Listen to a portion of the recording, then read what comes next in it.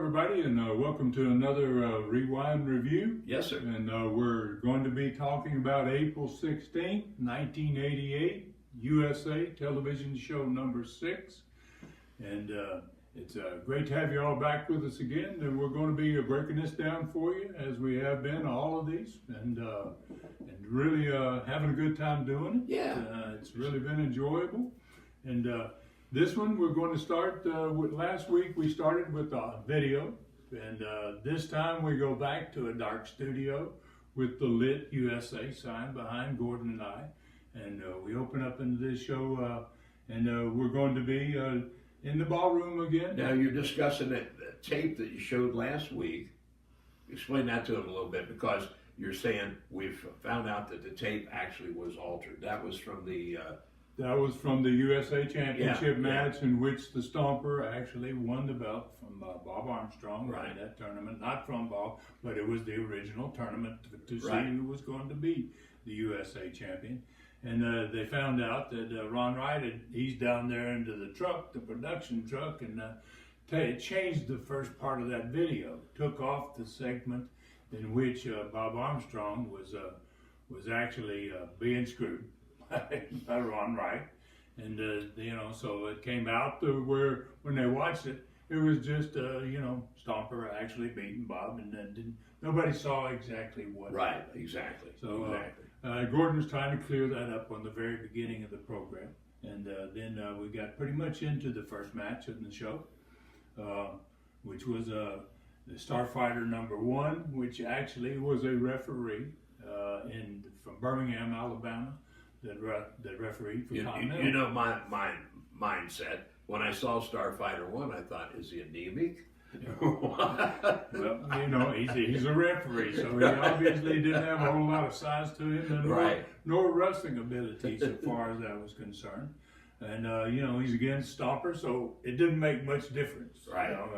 He's going to get pretty well squashed anyway. Going to eat for lunch, yes. Yeah. Yes, So exactly. that was the MO usually for Stomper's matches. Stomper didn't have a whole lot of guys that could stand up against him, especially on TV, because he liked to win. Yes, he did. He loved that spotlight. And he also loved the fact that he had the belt here. And if you noticed on the beginning, he had the biggest grin on his face you ever saw on the Stomper's face, because it's a brand new belt and it's a beautiful belt, and he was like, oh my gosh, I'm tougher than ever. I'm about to ask a silly question, but for those who don't know, Archie Stomper was a condition freak, boy, and he rode a bicycle all over Knoxville all the time, and I'm just picturing him with his belt around his waist, riding that 10 speed. Yeah. Since you brought that up, my sons and I went to work out in the gym. I had a big gym in Knoxville, and during this same time frame, about 1988. And we were down working out, and upstairs was a stair climber, and Archie was on the stair climber. We went in and started to work out. Archie's up there, and they look up there, and they go, Dad, look at Stomper's up there on the stair climber. And they said, wow, look, he's sweating like crazy. So I don't know how long he'd been there, right? A long time. We worked out for an hour, me and my 2 boys. And they couldn't take their eyes off of him. They said, Dad, he's still going, he's going faster, he's going faster. When we left, he was still on the stair climb. Let's talk about that a little bit, about conditioning, right? Because that just made me think, at one point, Ric Flair had a Stairmaster in his house. And him and Arn Anderson and Tully Blanchard used to compete on that thing. And that's it. And realize too, as a world champion, Flair probably went 60-minute time limit at least 3 times out of the 6 he worked in a week, right? At least 3. And everyone used to say, well, I'm going to tell you a story about conditioning. And this was told to me by Steve Austin. In Europe, a number of years ago, Austin and Brian Pillman Sr. worked against Flair and Steamboat. Flair and Steamboat were the baby faces, right? Flair is setting up, fighting for the corner to make the hot tag to Ricky. And they're fighting to keep him, from doing that. And Steve said, you know what? Flair blew Brian and I both up fighting to get to make the. When he finally gives Steamboat the tag, we were both almost Couldn't take dead. any bumps. Yeah, Couldn't exactly. take bumps No. now because they're blown up. Yes, No, but yeah, a lot of. I mean, ring conditioning is so important to keep a match flying. And one more story in Go that ahead. vein, okay? I used to wrestle Stomper a lot back long before this USA in Southeastern Sure. in the 70s. He went to Pensacola in the 80s, and we used to do these matches. Sometimes it would be a pull-apart deal where we would get into it at the end, and then the referees would get knocked down, and the wrestlers would start coming, and they would start to pull us apart. And Archie would wait until the pull-apart at the end of it till it's almost over, and then he would glom me, man. He would just get me down, and he would know I was blown up, right? But he wasn't blown up yet, and I would get so angry with him, man. Like, what are you doing, man? And he would just be laughing. He would bury his face and. What do you think? yeah, he was in condition all the time. He was in tremendous could go, shape. yes. He was in tremendous shape. So first match, obviously, was a very quick one. Yeah. And there's no sound. I noticed on several of the instant replays on this show. No audio on the replays, and I don't know why that happened. I mean, we're 6 shows in now, Right. And we hadn't been having that problem, but for some reason we didn't get sound. Replays were all great shots. I mean, the replays themselves, and especially the slow motion, was always Right. It was really, really, really. You know, good one stuff. thing I want to mention about before we get away from that opening match too is the referee there. You've seen this referee if you've been following us on this over and over again. And the referee's name is Tommy Weathers, and he was actually trained by another great referee by the name of Ronnie West. And they grew up together. They were friends. And Ronnie started him in the business, but I wanted to mention too that Tommy passed away a number of years ago. Yeah. But he was a damn good referee. He was an excellent referee. In the mold of Ronnie West, actually. Yeah, and he was very small, and he took the greatest bumps over the top rope that I've ever seen referees take. I mean, I thought it killed him every time I watched him do the bump. I was like, God, he's never going to get up from that. And I was thinking too, we might tell the people he isn't really 100 years old, although with that beard back in 1988. He kind of looked. Yeah, it's like, wow, Grandpa, referee. So then, pretty much after that first match, I think Dundee comes on, and he shows a little video of. It was actually probably the beginning of the. We were having these Cyclone Stampede matches, Right. and they were drawing the names out of the hat, and then they flipped a coin at the very end to see who's going to be number 1, number 2, and there's between Hector and Bill Dundee, and there was no reason for Hector to attack him, but Hector. Dundee wins a coin toss, and Dundee's got his hand in the air like, wow, this is a cool deal, and and Hector jumps in and posts him and busts him up a little bit, and so later on there's going to be a little more about that particular thing, and later in the program, but that's what that was all about. It was the actual beginning of one of those Cyclone Stampede matches. Then interviews came out of Hazard, Kentucky. Obviously, they're talking about and Cousin Junior talking about Hazard with Gordon. Yeah. Yep, and you got then you've got Bullet and Bullet and Stomper are working in that town. That's one of the matches that are there, and Junior is going to be against the Dog in that town, and there's a whole lot of. And I believe probably in that week, I think they mentioned Corbin, Kentucky, because this is Hazard, Kentucky. Sure. And there's a lot of towns that were running in that area. So Well, you ran Barberville, Weisberg, Hazard, Harlan, Corbin, Williamsburg. Just a number of La Follette. a number of cities up there in the Kentucky area. Second match was Terry Gordy and Tim Reed. Now, Tim Reed is a Knoxville guy who worked a couple of Coliseum matches, maybe 2 over a 3 or 4 year period. I figured he was green. He didn't have a lot of experience. So he had not been around a lot, and he used to come to work TVs in Birmingham when the Continental was making TVs in Boutwell Auditorium, Right. in the big building. And in this one, Gordy looked great. God almighty, Gordy did some, and he did some great wrestling moves. Yeah, he did. Yeah. For a guy his size, and apparently, now when you talk about being in shape, he didn't look in shape, but he was in ring shape. He could go in the ring, but yeah, he was carrying a few extra pounds, but he moved it around damn well. He was really good. He did a great suplex on this big guy, and that was a 300-pound guy. Made him look like he was about 200 pounds. Yeah.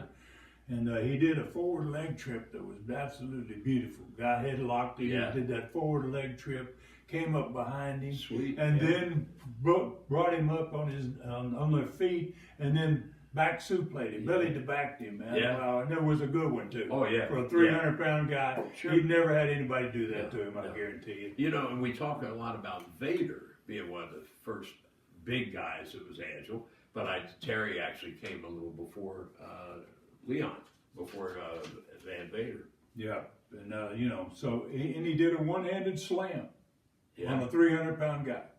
You know, you don't see that very often. That's a Brody. That's a Brody and Hanson. Yeah, you know, absolutely. and that's where he actually got that. You know, that he was doing Picked all it up the from, same. He was in that same group that was going to Japan during that Right. time frame. He stole a lot of Brody and Hanson stuff because they were big guys too. Well, he was partners with Steve Williams, Dr. Death too, over there, who wasn't a small guy by any stretch of the imagination. And then he used a tremendous finish on that Indian Deathlock and that inverted Indian Deathlock. Yeah. Beautiful wrestling hold. And you don't see that often. No, not at all. Yeah, that's a very, very unusual finish. You know, he was impressive. Yeah. Basically, in a word, he was extremely impressive. Yes. And you know, we're going to have him back. Actually, we're going to get a whole lot of guys coming in the next 6 programs. Bigger name guys like this.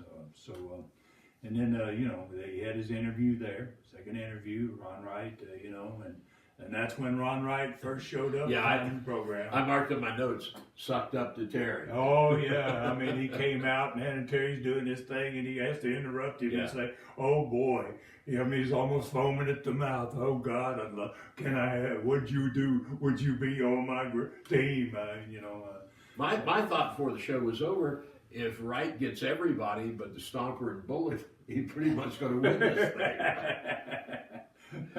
So, but anyway, you know, didn't I tell you, you know, after that, then they have the rules of the Stampede. The riches do a profile. And in that profile, they should go back and show a little bit of the video of the RPMs from about 2 shows earlier. From Memphis. Yeah. And then they really get, by the time it's over and that RPM deal ends up, then they're at Graceland and they're going to go into the gates and the lady guard there runs them off. Then the riches start laughing about it. Right. And that brings out the RPMs, which we're working toward, you know, obviously these are the 2 main tag teams and this is a great way to get into another angle and to get them, you know, gives the RPMs a chance to get out there, come face to face with them. The riches pull their jackets off. Gordon has to go to break. We're not going to do this here. That type of thing. Well, you know, and the other thing I think explains to people too a little bit about this Stampede Battle Royal thing that's coming up is that all these interactions will carry over into that. And so as a fan, you're thinking, well, that guy's got to watch this guy because if he turns his back on him because they've had this thing going on. So it just makes things a lot more interesting and adds more fuel to the fire, as it were. And obviously, you got tag teams. You got 2 guys. They're going to work together. Sure. And there, you know, so there's the 2 riches, and there's the 2 RPMs, and actually there's 3 guys as far as the riches are concerned because Scott Armstrong jumps in there. They're all 3 called the Party Boys, and so you know they should have a real an advantage in those matches themselves. And so, you know, Gordon stops the fight there that could have happened in the middle of the profile, Right. which you probably did a few times Yes. back in the old days yourself, Yes. you know, because, you know, we utilize that profile for a lot of good things. And then, you know, the RPMs versus Dundee and a young guy named Alan Reynolds. And that is one of Dundee's trainers. I was going to say, I noticed he was, green as well. Very green, but and those guys were coming out of Nashville. Dundee lived in Nashville. He had a school in Nashville there in 1988, and some of these guys were coming over with him to do the TV shows. And Landell and Hector were at the desk with Gordon at that time. Yes, and and that was a great match. I thought that it was a really good match. It was good. It was good. The RPMs were a very, very good team. Dundee's a heck of a worker. Well, and I think, if we mentioned ring general, basically in this match, that's what Bill was. Bill basically, and I can't say choreographed the match, but led the match. Yeah. In other words, you can't see him talking in there, but he is putting people where they should be. Everybody in there, and they had a couple of great spots in there. Yeah. One was really unusual, I thought, where we shot the guy in and dropped down, and his partner was trying to come into the ring, and he ran into him and sent him over the top rope, and a couple of really unusual things that you didn't see much of. So, and the fans there had not seen Dundee much. Dundee had never been, during our Southeastern days. Right. He was a heel in Memphis, then came over occasionally, but, even during the Continental days, he wasn't part of the crew. Right. So, he's kind of new to that Knoxville area for USA Wrestling. So that was a great match, obviously. And then Wright and Stomper and Dog and the RPMs, they're all there again talking about these continual stampedes during the month of May. And Ron Wright's looking at the RPMs and thinking, well, maybe we can work something. There you go. He's recruiting again. He's out there recruiting, man. Anybody that looks pretty good, I want you in my group, man. So, and last match was another Doug Furnas match. I think it's probably his second match so far. Yeah. And against a guy named J.D. Wolf. That we saw when we first started. First show. He was in the first show, and he's a good little worker. He's one of Dundee's best boys, and what a match that was. Actually, I mean, obviously, the J.D. couldn't do anything with Doug Furnas, but Doug looked tremendous in that match. I thought he did a power slam. He did he just put that boy up there. Made him look like he weighed 20 pounds. We might mention too to the folks watching. We're talking about this J.D. Wolf, and he did this. And back then, we called some of these guys carpenters because carpenters build things. And there were guys who probably never got their hands raised as a winner, maybe once a year, maybe twice a year. But they made a living making other people look good. And to do that, you got to realize they had to be pretty damn good themselves to not end up looking like a jerk all the time, right? And because they never really, but then they didn't spend a lot of time in one particular territory either. They moved territories maybe every 6 months, every 7 months. You had to move around a lot. Yeah. You weren't going to be able to. But they made a living. Worker. And They made guys a over. decent living. Yes. One other thing that Gordon brought up in this, which I'd forgotten, is Doug Furnas had 19 world record weightlifting records. 19. I know. I mean, he was so powerful. He could do 1,000-pound squat. I mean, and you looked at those legs and you realized, why he could do that. But wow, he was just unbelievably strong. And he did that full body press, and he does a very good smash off the top rope, being about a 300-pounder, close to 300 pounds. And so then the fourth interview was from Hazard again. It was Landell and the RPMs and Hector, and they're all talking basically about the same thing, those stampedes. Right. And then on the close, we talked a little bit about what's upcoming. We talked about, Gordon and I, about this dream match contest. And, when I do my regular studcast, I think fans realize that there are 4 months out of the year that are extremely important to wrestling companies, and that's those rating period months. Oh, sure. It's, you got the February, you got the May, you got the July, and you got the November. Right. And this is May. this when we're going into May. Coming up, yeah. So this dream match concept is to get people involved, to build toward an audience. It's a numbers game. Yes, yeah, and because that's how you stay on and you get on Right. television. So that's what makes you successful is your television program. And so you've got to really push it during the times that they're going to be doing these ratings. So, and then we close there, and that being the thought and the process here, not only is that we're talking about a dream match, but we're also talking about a 7-man stampede on the very next show. Right. So we're building for the very next show. So those of you out here that have seen number 6, you've seen this rewind of it here, then you can expect that on number 7 you're going to get to see an actual stampede.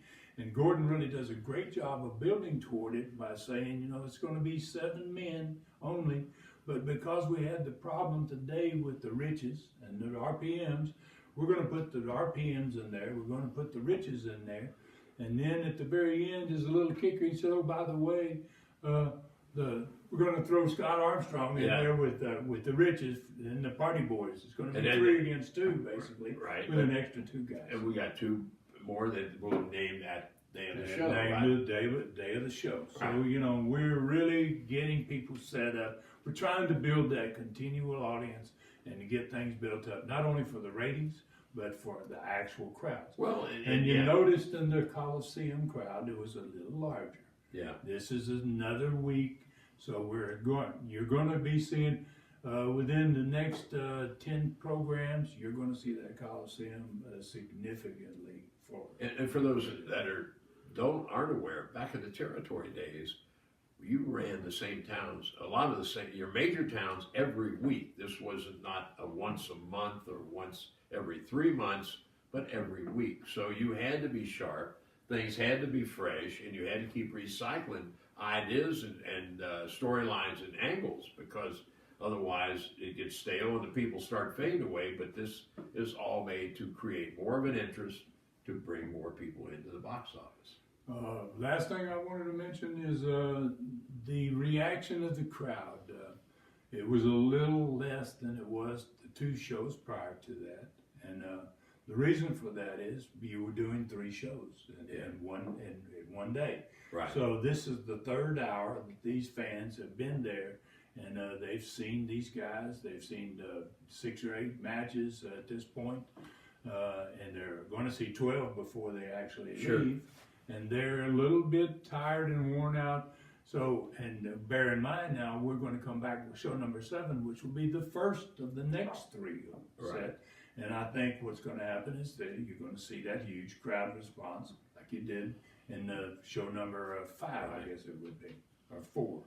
So, I guess that's basically what we want to touch on a couple things. One is you got a couple weeks yet for October the 13th. Dinner with Stud at Calhoun's on the River in Knoxville. It's going to be a great night. I think we're going to do it's going to be a 2-hour deal, 7 to 9. The first hour will be Ron doing the normal Stud cast. We've got a guest. I'm going to be involved. We've got a guest, Jimmy Golden or Bunkhouse Buck, whichever you prefer to call him, will be our guest. The second hour, we're going to open up for all those involved, all the fans that show up. Q&A session. We're going to have door prizes. Some of those door prizes will be wrestling collectibles. So if you're a collector, you might want to jump on that too. Cash bar, door prizes, great barbecue buffet with baked beans, coleslaw, rolls, iced tea, lemonade, and of course, like I said, cash bar if you want alcohol. You can join us by going to tnstud.com, clicking on the Stud Store. I stay fast, real fast. Stud Store. Anyway, click on the Stud Store and you'll see right there listed about make your reservation for Wednesday, October the 13th. Calhoun's on the River in Knoxville. We've still got seats available, and join us, and we're having a lot of fun. Yeah, and tickets are going very, very well for that event. You know, we've never had one of these before, and I think we're going to have a pretty darn decent crowd of people there, and I think we're going to have, like Les said, a whole lot of fun. And really looking forward to that. And actually, it's Les, just I've 30. already decided to go from 2 free autograph pictures to 3 free autograph pictures. All right. And we're going to have Jimmy Golden. My gosh. Yeah, so we're going to have you with autograph photo, me with one, and Jimmy Golden. Right. That's. And we're going to greet those fans that come. I think that's important. We're not just going to. We're going to hang out. Yeah, We're going to hang. we're going to meet them coming in. Yeah. Shake your hand, introduce ourselves, say hello. Thank you very much for coming. And It's like family night. that's it. And we're gonna and we'll be coming back in November. We'll give you that date a little later on. But you got from the time this goes to air, 2 weeks, roughly 2 weeks. No, you'll have after this one is over, it'll be 6 weeks. No, I mean before the 13th. Yes, before the 13th. Yeah. Yes. Once this goes, A couple goes more up on weeks the- to get those tickets. Yeah, exactly. So thank you all very much. Also, I want to add there's another Southeastern sweet spot coming. And this one is, I think, one of the greatest angles, the greatest angle probably ever worked in Southeastern, and maybe one of the greatest angles ever worked in professional wrestling. No one ever did it before, and no one ever did it afterward, because it was that dangerous. And actually, one of the Joe LeDuc ends up in the hospital. Yeah. And later on, it's probably one of the reasons that he had to retire as early as he did and didn't make it as long as he would have. What we're talking about is breaking concrete blocks on the head of the Stomper and Joe LeDuc. It's unbelievable. And we're going to show you in this Southeastern Sweet Spot coming this week. You're going to actually see in this segment where we're doing a special about the Mongolian Stomper. You're going to see both those blocks broken on the heads, and you'll understand a little bit about what this was all about. And show that whole thing in their entirety later on. And around this time frame, this was the biggest talk in the sport. People were like, every territory, like, what in the hell are they doing up there? So we were separating ourselves from others in another way, other than just our TV. Right. We were separating ourselves with our angles and what we were actually doing to get people over. And I think that's it for this week, and thank you very much for joining us again. And we look forward to being with you on number 7.